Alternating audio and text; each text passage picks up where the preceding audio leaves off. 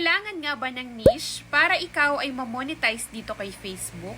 Ang sagot po dyan ay hindi. Ako po ay merong random content, pero within 7 weeks ay na-monetize po ako.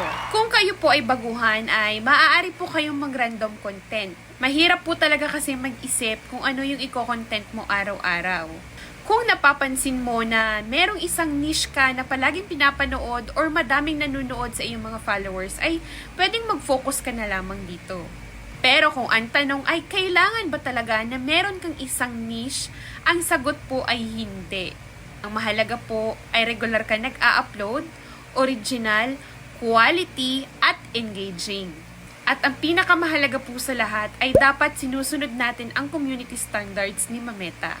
Kung ikaw naman po ay monetize na, ang susunod na kailangan mong sundin ay ang monetization policies ni Mameta.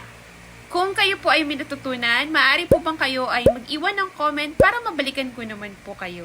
Maraming salamat!